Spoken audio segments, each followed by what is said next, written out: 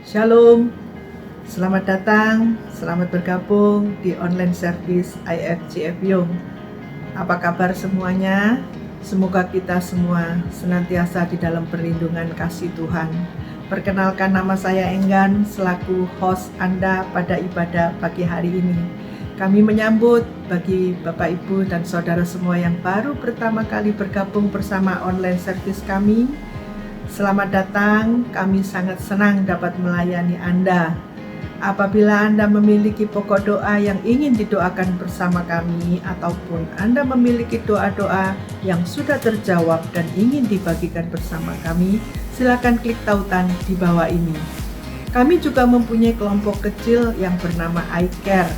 Jangan lupa, jangan ketinggalan untuk bergabung di iCare yang telah tersedia. Follow terus media sosial kami agar Anda semua tetap dapat terhubung bersama kami. Sebentar lagi kita akan masuk ke dalam penyembahan. Mari berikan hati, siapkan hati, berikan yang terbaik bagi Tuhan. Tuhan Yesus memberkati.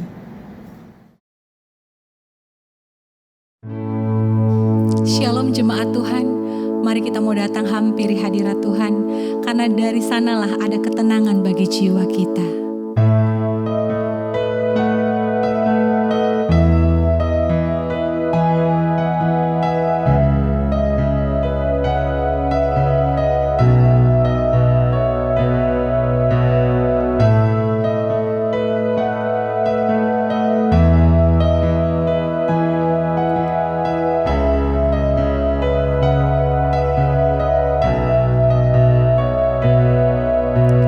Dari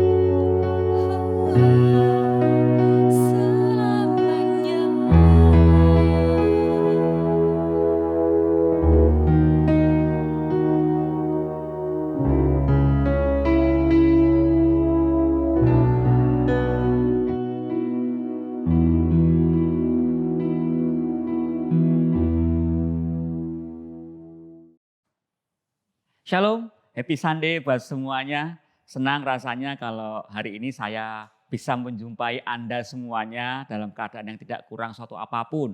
Dan saya percaya bahwa semuanya Anda, saya, kita semuanya hari ini ada dalam berkat Tuhan.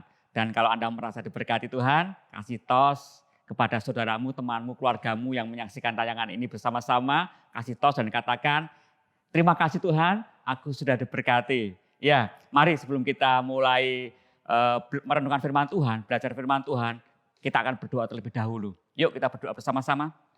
Bapa, terima kasih untuk waktu yang indah ini, di mana kami diberikan kesempatan untuk belajar firman Tuhan. Tentunya kami menyadari bahwa ini sangat penting buat kami sebagai orang percaya, supaya di dalam kehidupan kami tetap diteguhkan, kami tetap beroleh teguran dan didikan Bapa, supaya hidup kami semakin hari tetap ada dalam track Tuhan. Mampukan kami, mari Roh Kudus berbicara kepada kami semuanya, baik kepada setiap jemaat Tuhan yang mendengar firman Tuhan di rumah masing-masing pada hari ini, maupun buat hamba-Mu yang menyampaikan. Kiranya firman ini boleh menjadi sesuatu yang menguatkan dalam kehidupan kami. Terima kasih, kami siap diberkati pada pagi hari ini. Dan semua yang siap diberkati dengan firman Tuhan bersama-sama dengan saya katakan, amin. Ya, sekali lagi salam Bapak Ibu jemaat Tuhan yang terkasih.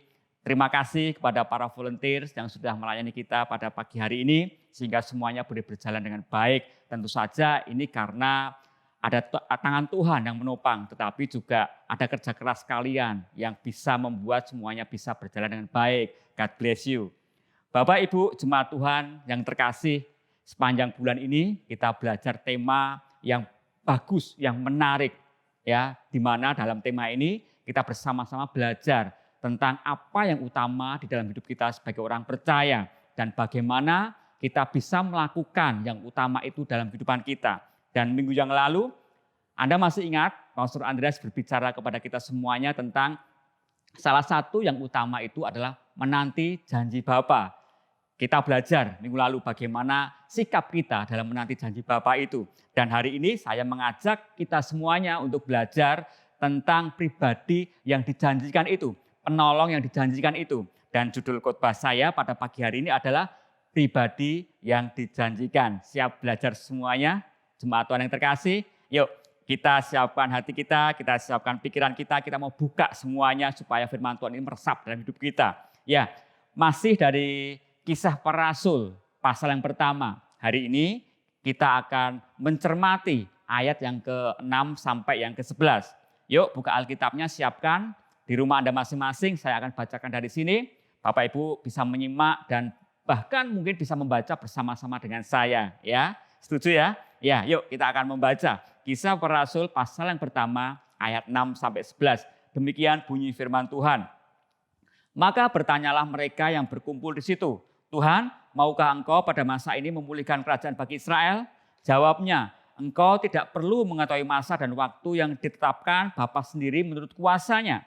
Tetapi kamu akan menerima kuasa kalau Roh Kudus turun ke atas kamu, dan kamu akan menjadi saksiku di Yerusalem dan di seluruh Yudea dan Samaria dan sampai ke ujung bumi. Sesudah ia mengatakan demikian, terangkatlah ia disaksikan oleh mereka dan awan menutupnya dari pandangan mereka. Ketika mereka sedang menatap ke langit, waktu ia naik itu, tiba-tiba berdirilah dua orang yang berpakaian putih dekat mereka dan berkata kepada mereka, hai orang-orang Galilea, mengapakah kamu berdiri melihat ke langit? Yesus ini yang terangkat ke surga meninggalkan kamu akan datang kembali dengan cara yang sama seperti kamu melihat dia naik ke surga. Amin. Sampai di sini pembacaan firman Tuhan, Bapak Ibu jemaat Tuhan yang terkasih. Teks yang baru kita baca ini didahului oleh satu perikop. Ayat 1 sampai ayat yang kelima, masih dalam pasal yang sama. Perikop di atas berjudul Roh Kudus dijanjikan. Jelas dari konteks ayat sebelumnya, perikop sebelumnya, kita bisa melihat bahwa Tuhan Yesus menjanjikan penolong. Tuhan Yesus menjadikan pribadi yang akan menyertai kehidupan murid-murid pada waktu itu. Dan tentunya ketika kita membaca teks tadi yang kita baca, kita tahu kondisinya bahwa saat itu murid-murid sedang menantikan janji Tuhan itu. Dan mari saya mengajak kita semuanya hari ini fokus pada pribadi yang dijanjikan itu. Yaitu siapa? Roh Kudus. Ya, Roh Kudus. Roh Kudus adalah pribadi yang dijanjikan Tuhan itu sebagai penolong buat kita semuanya. Rupanya janji tentang Roh Kudus ini tidak hanya tercatat di dalam Kisah Para Rasul ini, tetapi banyak di bagian lain di dalam Alkitab juga mencatat janji ini. Misalnya di dalam Injil Yohanes pasal yang ke-14 ayat 26. Di sana Tuhan Yesus mengatakan begini, tetapi penghibur, yaitu Roh Kudus yang akan diutus oleh Bapa dalam namaku, dialah yang akan mengajarkan segala sesuatu kepadamu dan akan mengingatkan kamu akan semua yang telah kukatakan kepadamu. Ya, ini janji Alkitab, janji Tuhan tentang adanya Roh Kudus. Nah, pertanyaannya adalah siapakah Roh Kudus ini? Pribadi yang luar biasa yang Tuhan janjikan tidak lain adalah pribadi ketiga dari Tritunggal. Ini setara dengan Bapa dan Putra. Dan tentunya ini adalah pribadi yang kita sembah dan kita muliakan selamanya. Kabar baiknya adalah bahwa pribadi yang luar biasa ini menyatu di dalam hidup kita. Tinggal di dalam hidup saudara dan saya sebagai orang percaya.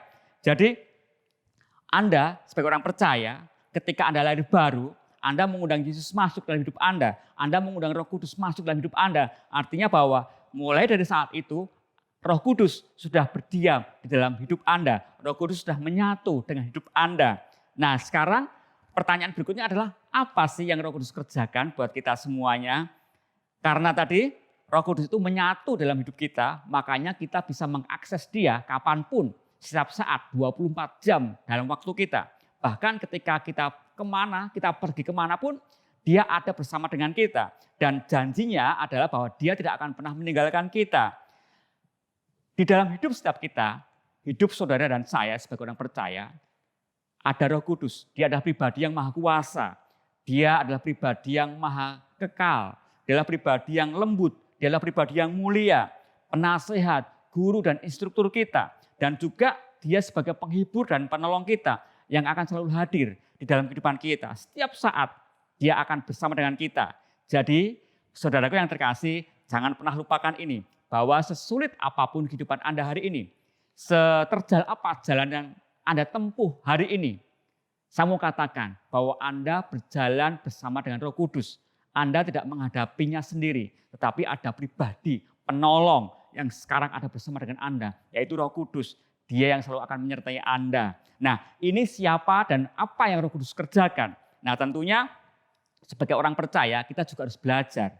Apa sih yang bisa kita kerjakan supaya Roh Kudus ini menjadi kekuatan dalam hidup kita. Supaya kita bisa melihat bahwa Dia adalah pribadi yang berkuasa atas hidup kita. Ada hal-hal yang harus kita lakukan sebagai orang percaya. Yang pertama adalah kita jangan pernah mengabaikan suara Roh Kudus. Ini penting sekali ya Bapak Ibu jemaat Tuhan yang terkasih. Jangan pernah mengabaikan suara Roh Kudus. Jika Anda kepingin mengenali suara Tuhan, tentunya Anda harus menghabiskan banyak waktu bersama dengan Tuhan. Cara yang terbaik adalah dengan apa? Dengan membaca Alkitab, dengan mendengar firman-Nya. Hari ini kita dipermudah dengan berbagai macam fasilitas. Ya, tidak hanya Alkitab yang berupa buku itu saja, tetapi di dalam gadget Anda, di dalam HP saudara, saudara bisa menginstal itu Alkitab. Ya, jadi hari ini saya mau katakan nih ya kepada setiap dari kita, HP-nya diisi ya aplikasi Alkitab ya, jangan game melulu ya. Supaya apa? Supaya kita bisa setiap saat membaca firman Tuhan, supaya kita bisa semakin mengenal suara Tuhan. Semakin banyak waktu yang kita habiskan untuk kita membaca firman Tuhan, untuk kita merenungkan firman Tuhan, maka semakin baik kita mengenal suaranya. Nah, sekarang bagaimana kita bisa mengenal suara Tuhan? Tentunya ada 3 hal yang harus kita lakukan. Yang pertama adalah menerima firman Tuhan. Ya, ketika kita membaca firman Tuhan, kita tidak boleh mengandalkan pikiran sendiri, tetapi kita harus menyilahkan Roh Kudus untuk berotoritas, untuk menerjemahkan semuanya. Kita tidak bisa mengeraskan hati, tetapi kita menerima firman itu dengan hati yang lembut. Yang kedua adalah setelah kita menerima firman Tuhan, kita harus merenungkan firman Tuhan, ya, merenungkan firman Tuhan siang dan malam. Dan kemudian setelah merenungkan tentunya tidak lengkap ketika kita tidak meresponinya. Meresponi firman Tuhan itu dengan cara apa? Dengan cara melakukannya dalam kehidupan kita sehari-hari. Firman Tuhan ini tidak akan punya kuasa apa-apa ketika kita tidak melakukannya dalam kehidupan kita. Seperti seorang yang belajar berenang tetapi tidak pernah turun ke kolam renang. Dia mau belajar 5 tahun, mau belajar 6 tahun, dia tidak akan pandai berenang karena dia hanya belajar teori. Demikian juga dengan hidup kita hari ini, Bapak Ibu jemaat Tuhan yang terkasih. Ketika kita menjadi orang percaya dan kita mau ada kuasa firman Tuhan dalam hidup kita, hal yang harus kita lakukan adalah apa? Meresponinya dengan cara melakukannya. Seperti yang dikatakan di dalam kitab Ibrani pasal 3 ayat 7 sampai 9. Di sana dikatakan begini, pada hari ini jika kamu mendengar suaranya, janganlah keraskan hatimu seperti dalam kegeraman pada waktu pencobaan di padang gurun, di mana nenek moyangmu mencobai aku dengan jalan menguji aku. Sekalipun mereka melihat perbuatan-perbuatanku 40 tahun lamanya. Nah, ini jelas sekali ketika kita menerima firman Tuhan, kita merenungkan firman Tuhan, jangan keraskan hati kita. Tapi biarlah Roh Kudus yang berbicara kepada kita. Seperti ini, saya punya sebuah ilustrasi. Anda tentunya punya orang-orang terdekat, ya. Dengan mendengar suaranya saja Anda sudah tahu siapa itu, ya. Ini pastinya orang yang sudah Anda kenal lama. Bisa anak Anda, bisa istri Anda, bisa suami Anda, dan pokoknya orang dalam keluarga Anda yang sudah terlibat hubungan yang lama dengan Anda. Nah, ketika Anda ada di mall misalnya, mendengar suaranya saja, tempat ini ramai ya. Ketika Anda mendengar suaranya saja, Anda sudah tahu, oh itu anak saya, oh itu istri saya. Dan ini tentunya tidak bisa Anda praktekkan ketika Anda berhubungan dengan orang yang baru saja Anda kenal. Tentunya untuk mengenal suara orang-orang yang Anda kasih, itu perlu hubungan yang intens, perlu hubungan yang lama, dan perlu sebuah komunikasi yang baik. Nah, di dalam kehidupan rohani kita pun demikian, Bapak Ibu jemaat Tuhan yang terkasih. Kalau kita ingin mendengar suara Tuhan dengan jelas, tidak ada cara lain. Bangun waktu bersama dengan Tuhan. Habiskan waktu dengan firman Tuhan. Karena ini akan membantu Anda, kita semuanya, untuk kita semakin mengenal suara Tuhan. Ya, ini cara yang pertama, ya. Bagaimana supaya Roh Kudus bisa menguatkan kita. Roh Kudus bisa berperan atas hidup kita. Ya, cara yang kedua adalah jangan menyepelekan kuasa Roh Kudus. Saya akan ajak Anda untuk baca dari Kisah Para Rasul 1 ayat 8. Di sana dikatakan begini, tetapi kamu akan menerima kuasa kalau Roh Kudus turun ke atas kamu, dan kamu akan menjadi saksiku di Yerusalem dan di seluruh Yudea dan Samaria dan sampai ke ujung bumi. Saudaraku yang terkasih, di dalam Kisah Para Rasul ini, ketika Yesus menjanjikan Roh Kudus, hal pertama yang Yesus katakan kepada muridnya, yang Yesus perintahkan kepada muridnya adalah apa? Adalah menunggu. Ya, orang yang paling antusias tentang penyebaran Injil, penyebaran kabar baik adalah Yesus sendiri. Tetapi dia tahu bahwa murid-muridnya tidak akan bisa melakukan dengan kekuatannya sendiri. Makanya hal pertama yang dia lakukan, yang dia perintahkan kepada muridnya adalah menunggu. Karena dia ngerti muridnya nggak akan mampu melakukan itu dengan kekuatannya sendiri, tanpa Roh Kudus. Hari ini ketika Anda tidak memiliki kekuatan, Anda terlalu takut untuk melangkah dalam ketaatan. Saya mau katakan bahwa Tuhan berjanji untuk memperlengkapi Anda. Caranya bagaimana? Ya, caranya Roh Kudus memberdayakan setiap orang percaya dengan karunia rohani untuk digunakan dalam pelayanan dan kehidupan sehari-hari. Ya, ini camkan saudara yang terkasih. Roh Kudus akan memperlengkapi kita, setiap orang percaya dengan apa? Dengan karunia rohani yang ini bisa kita gunakan untuk kita melayani pekerjaan Tuhan dan bisa kita gunakan untuk kita melayani sesama kita. Di dalam 1 Korintus pasal yang ke-12 ayat 11, di sana dikatakan begini, tetapi semuanya itu dikerjakan oleh Roh yang satu dan yang sama, yang memberikan karunia kepada tiap-tiap orang secara khusus, seperti yang dikehendakinya kepada tiap-tiap orang secara khusus. Artinya bahwa saudara dan saya sebagai orang percaya pasti dikaruniai karunia Roh Kudus itu. Ya, makanya cari dan kemudian aktifkan, gunakan itu untuk melayani pekerjaan Tuhan, untuk jadi berkat buat sama kita. Yang kedua adalah Roh Kudus memberdayakan kehidupan doa kita. Di dalam Roma pasal yang ke-8 ayat 26, di sana dikatakan demikian. Demikian juga Roh membantu kita dalam kelemahan kita. Sebab kita tidak tahu bagaimana sebenarnya kita harus berdoa. Tetapi Roh sendiri berdoa untuk kita kepada Allah dengan keluhan-keluhan yang tidak terucapkan. Lihat, Roh Kudus membantu kita untuk berdoa. Seringkali kita menghadapi situasi di mana kita tidak ngerti, kita tidak tahu apa lagi yang harus kita doakan karena permasalahannya begitu banyak, begitu bertubi-tubi. Kita tidak ngerti mau berdoa apa lagi. Nah, Roh Kudus akan membantu kita untuk menyampaikan doa-doa kita kepada Tuhan. Kemudian yang berikutnya adalah Roh Kudus memberdayakan kita dalam peperangan rohani. Di dalam kitab Efesus pasal 6 ayat 17, di sana dikatakan demikian. Firman Allah adalah pedang, Roh membantu kita dalam peperangan rohani. Saudaraku yang terkasih, tidak bisa dipungkiri bahwa di dalam kehidupan kita sehari-hari, di dalam pelayanan kita seringkali menghadapi peperangan-peperangan rohani, di mana kita harus bisa mengalahkan kuasa-kuasa kegelapan, atau bahkan mungkin kita harus bisa menyangkal diri kita sendiri. Ini butuh kekuatan ekstra, dan firman Tuhan dan Roh Kudus itu memberikan kekuatan kepada kita untuk kita bisa melakukan itu. Saya punya sebuah cerita, sebuah ilustrasi, saudaraku yang terkasih. Ketika Anda pergi ke sebuah toko HP begitu ya, toko HP yang lengkap, dan Anda kemudian tanya kepada pelayan di sana, Mas, Mbak, apa sih HP yang paling canggih hari ini, yang paling keren hari ini? Dan kemudian pelayan itu mengambil satu buah HP begitu ya, dan kemudian dia menjelaskan, oh Pak, ini fiturnya begini, begini, begini. Oh ini seperti ini, seperti ini, seperti ini. Dan kemudian ketika Anda menyuruh dia, Mas, Mbak, tolong hidupkan supaya saya bisa lihat cara kerjanya. Dan pegawai karyawan toko HP itu bilang begini, oh minta maaf Pak, HP ini tidak dibuat untuk berfungsi, ini hanya dibuat untuk dikagumi saja. Wow, betapa tidak bergunanya ya HP itu ya, ketika HP itu dilengkapi dengan fitur-fitur yang canggih, tetapi tidak dibuat untuk berfungsi, hanya dibuat untuk dikagumi. Di dalam kitab 2 Petrus pasal 1 ayat 3, firman Tuhan mengatakan begini, karena kuasa ilahinya telah menganugerahkan kepada kita segala sesuatu yang berguna untuk hidup yang saleh oleh pengenalan kita akan Dia yang telah memanggil kita oleh kuasanya yang mulia dan ajaib.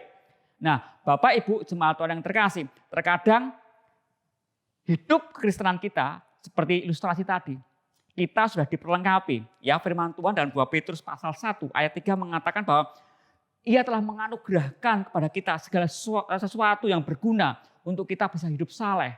Tetapi sayangnya adalah kita orang percaya yang sudah dilengkapi dengan fitur-fitur itu, kita tidak menggunakan, kita tidak memfungsikannya.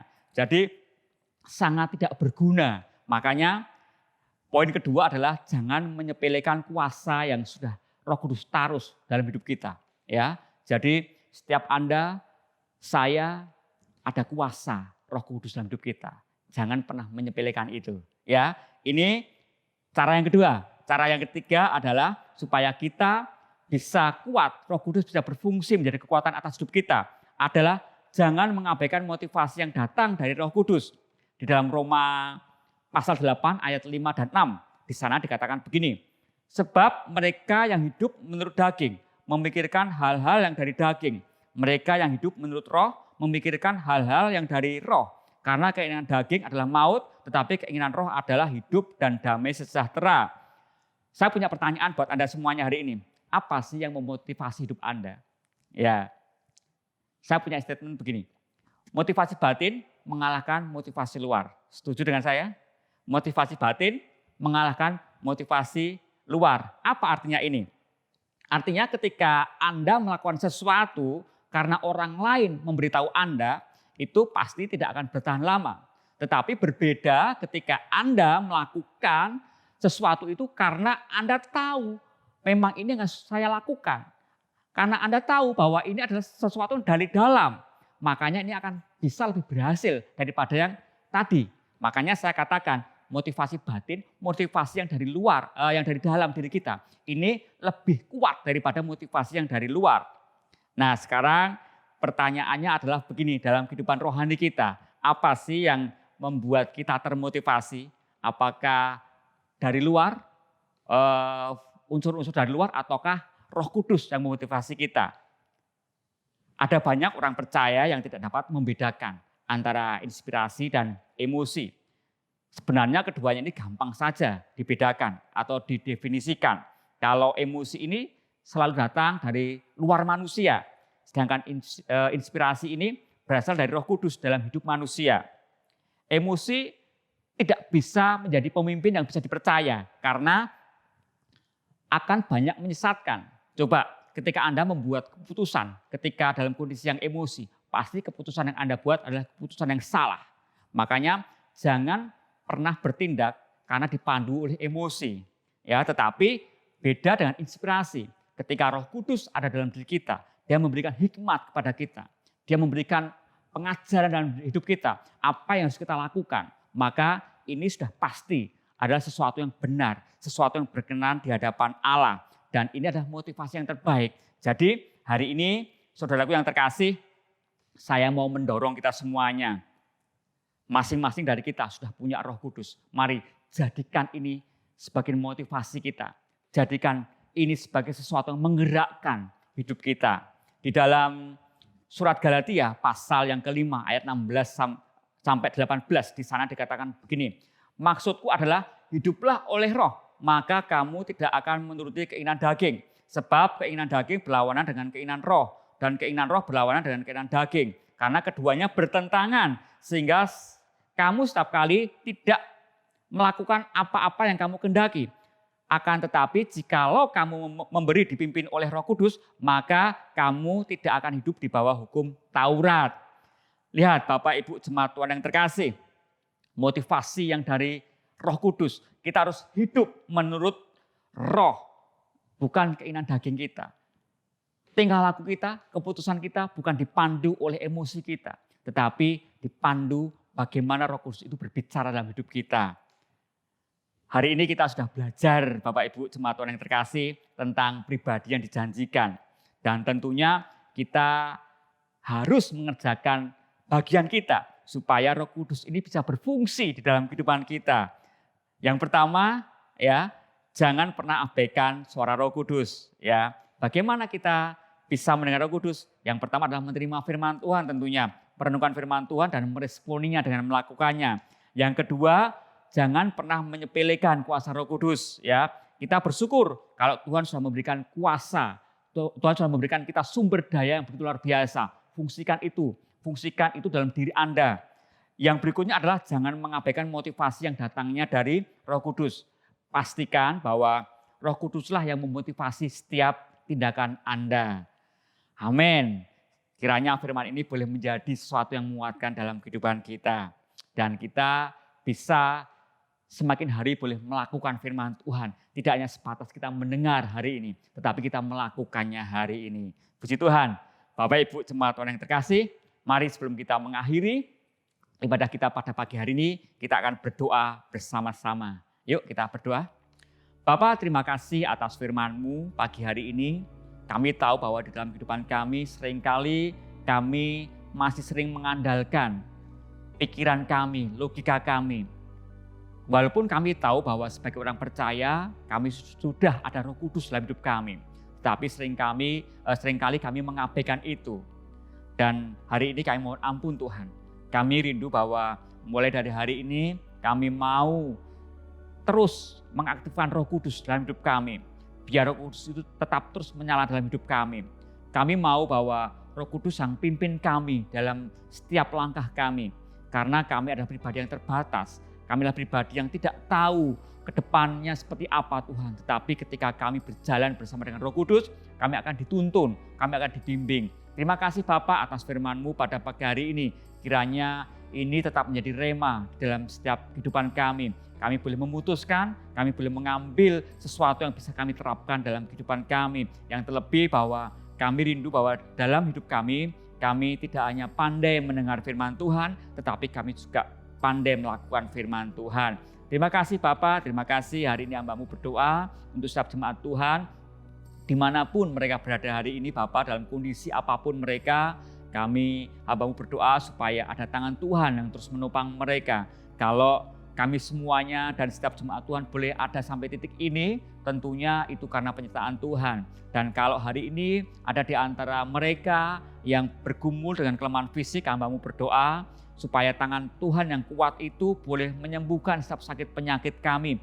Bahwa Tuhan adalah Tuhan segala dokter, mampu menyembuhkan setiap kelemahan fisik kami.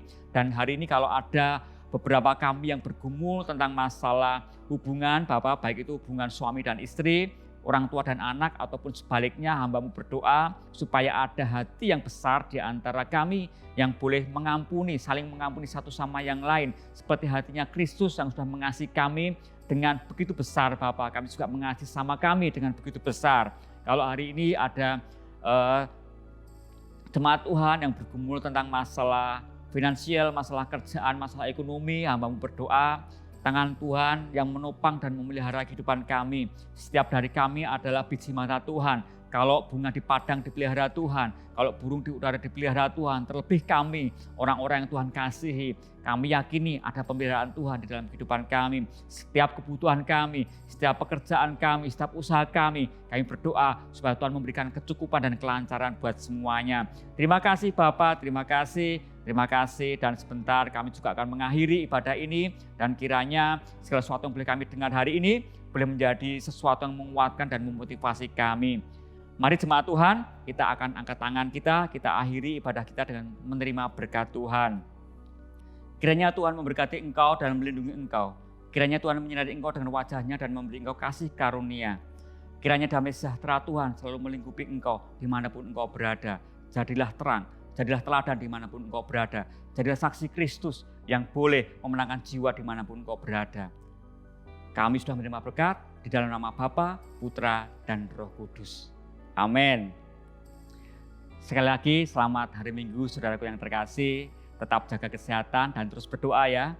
Tidak lama lagi kita bisa untuk ibadah secara tatap muka ya. Ini kerinduan kita bersama tentunya. Sudah sekian lama kita beribadah secara online.